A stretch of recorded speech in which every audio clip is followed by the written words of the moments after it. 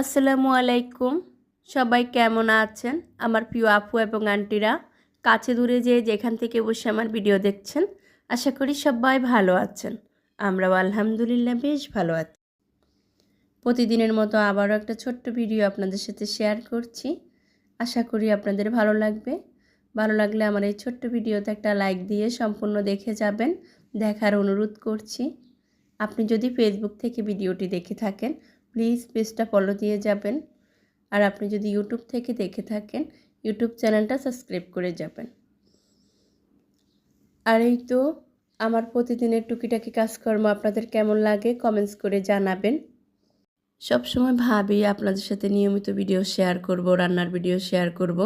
বর্তমানে এমন অবস্থা হয়েছে, নিজেরাই রান্না করে খেতে পারি না, আপনাদের সাথে কি শেয়ার করব। ভিডিও শেয়ার করতে হলে অনেক কিছু মেনটেন করতে হয়, অনেক গোছগাছের ব্যাপার-স্যাপার থাকে, সেগুলো এখন আর হয় না। কোনো রকম ডাল ভাত খেয়ে দিন কাটাতে হচ্ছে, এরকম একটা অবস্থার মধ্য দিয়ে আমরা ঢাকাবাসীরা যাচ্ছি। আপনারা তো জানেন নতুন বাড়িগুলোতে গ্যাস দেওয়া হয় না, আমরা সিলিন্ডার গ্যাস ইউজ করতাম। এখন তো বর্তমানে সেটাও অফ হয়ে গিয়েছে। তো নতুন পরিকল্পনা করার চিন্তা ভাবনা ছিলাম আর কি এতদিন। যাই হোক, আজ সেটা হয়েছে।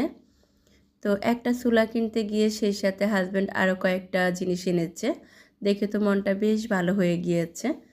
আসলে একটা বয়সে এসে এই টাইপের গিফটগুলোই কেন যেন আমাদের খুব ভালো লাগে, তাই না? উনি দুবাই থেকে একটা ইন্ডাকশন চুলা কিনতে গিয়েছে। আমার আগের একটা আছে, সেটা হচ্ছে এক চুলা।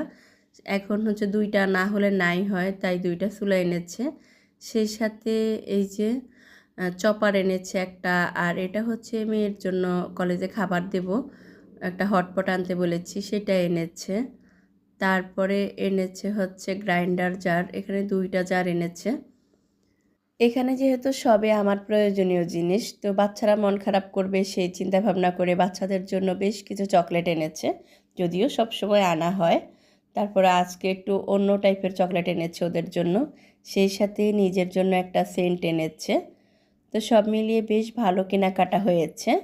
আর এখন হচ্ছে ওনার ভিতরে একটা টেনশন, চুলাটা ঠিক আছে কি না, বেশ অনেক দূর থেকে এসেছে, অনেক নাড়াচাড়া হয়েছে।